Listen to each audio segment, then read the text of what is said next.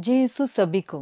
मैं sister Lavina DHM हूँ और आज हम समझने वाले हैं पहले भाग विश्वास की पेशकश का तीसरा अध्याय, मनुष्य का परमेश्वर के प्रति उत्तरदायित्व। यह अध्याय बताता है कि हम परमेश्वर के प्रकटता पर विश्वास के माध्यम से कैसी प्रतिक्रिया करते हैं। परमेश्वर हमें स्वयं प्रकट करते हैं और हमारी उचित प्रतिक्रिया है उन पर विश्वास करना और उनकी सच्चाई में भरोसा रखना। विश्वास परमेश्वर के प्रति हमारी प्रतिक्रिया है।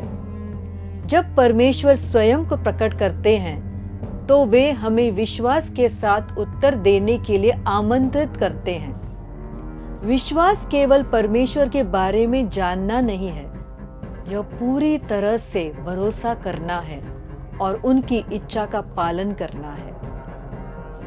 कल्पना करें कि एक बच्चा तैरना सीख रहा है। पहले वह डरता है, लेकिन जब उसके माता पिता उसे पानी में कूदने को कहते हैं तो वह भरोसा करके कूदता है। विश्वास भी ऐसा ही भरोसा है। हम परमेश्वर पर भरोसा करते हैं, भले ही हम सब कुछ पूरी तरह से नहीं समझ सके। धन्य है वह स्त्री जो विश्वास रखती है कि प्रभु उसके लिए अपने वादे पूरे करेंगे। विश्वास की आज्ञाकारिता। विश्वास केवल विश्वास करना नहीं है। विश्वास का अर्थ है परमेश्वर की सुनना, उस पर भरोसा रखना और उसके आदेशों का पालन करना। एक छात्र जो अपने शिक्षक पर भरोसा करता है, ध्यान से सुनता है और उनकी बात मानता है, उसी तरह विश्वास का मतलब है परमेश्वर की सुनना और आज्ञा मानना। अब्राहम का विश्वास। अब्राहम ने परमेश्वर की आज्ञा मानकर अपना देश छोड़ दिया और उसके वादों पर भरोसा किया। मरियम का विश्वास। उसने कहा, तुम्हारे वचन के अनुसार मेरे साथ हो, परमेश्वर की योजना को स्वीकार करते हुए। विश्वास परमेश्वर का उपहार है। विश्वास कोई ऐसी चीज नहीं है जिसे हम खुद बनाते हैं। यह परमेश्वर का उपहार है जो हमें विश्वास करने और भरोसा करने में मदद करता है। फिर भी हमें इस उपहार को स्वीकार करना और पोषण करना चाहिए। कल्पना करें कि किसी ने आपको दीपक उपहार में दिया। यदि आप उसे कभी जलाते नहीं तो आप अंधकार में रहेंगे। विश्वास उस दीपक की तरह है। यह उपहार है, लेकिन हमें इसे जलाना चाहिए ताकि वह प्रकाश दे। एफिसियों में लिखा है, आप अनुग्रह द्वारा विश्वास के माध्यम से उद्धार पाए हैं और यह आपकी अपनी मेहनत नहीं है, यह परमेश्वर का उपहार है। विश्वास समझने की खोज करता है। विश्वास का मतलब यह नहीं है कि हम सोचना बंद कर दें, बल्कि सच्चा विश्वास हमें परमेश्वर को गहराई से समझने की प्रेरणा देता है। एक वैज्ञानिक खोज करने के बाद सीखना बंद नहीं करता, वह और भी जानने की कोशिश करता है। उसी तरह विश्वास हमें प्रश्न पूछने और परमेश्वर के ज्ञान में बढ़ने के लिए प्रोत्साहित करता है।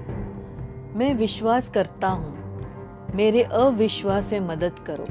मार्कुस 9। विश्वास निश्चित और तर्क संगत है। विश्वास अंधविश्वास नहीं है, यह परमेश्वर के सत्य पर आधारित है। जब हम संदेह या चुनौतियों का सामना करते हैं, तब भी हम परमेश्वर के वादों पर भरोसा कर सकते हैं। एक व्यक्ति जो धुंधले जंगल में चलता है, रास्ता साफ नहीं देख पाता, लेकिन वह अपने मार्गदर्शक पर भरोसा करता है। उसी तरह हम परमेश्वर पर भरोसा करते हैं, भले ही सब कुछ न समझ पाएं। हम विश्वास से चलते हैं, दृष्टि से नहीं। विश्वास की आवश्यकता। विश्वास उद्धार के लिए आवश्यक है। बिना विश्वास के हम परमेश्वर के साथ सच्चा संबंध नहीं बना सकते। जो व्यक्ति सांस लेने से मना कर देता है वो जीवित नहीं रह सकता है। उसी तरह बिना विश्वास के हमारे आध्यात्मिक जीवन बढ़ नहीं सकता। जो कोई विश्वास करता है और बपतिस्मा लेता है वो उद्धार पाएगा। मार्कुस 16। विश्वास और चर्च। विश्वास केवल व्यक्तिगत नहीं है, यह चर्च में साझा किया जाता है। चर्च विश्वास की रक्षा करती है और उसे सिखाती है ताकि विश्वासी बढ़ सके। जलता हुआ कोयला जब दूसरों के साथ रहता है तो वह गर्म रहता है, लेकिन अकेले ठंडा हो जाता है।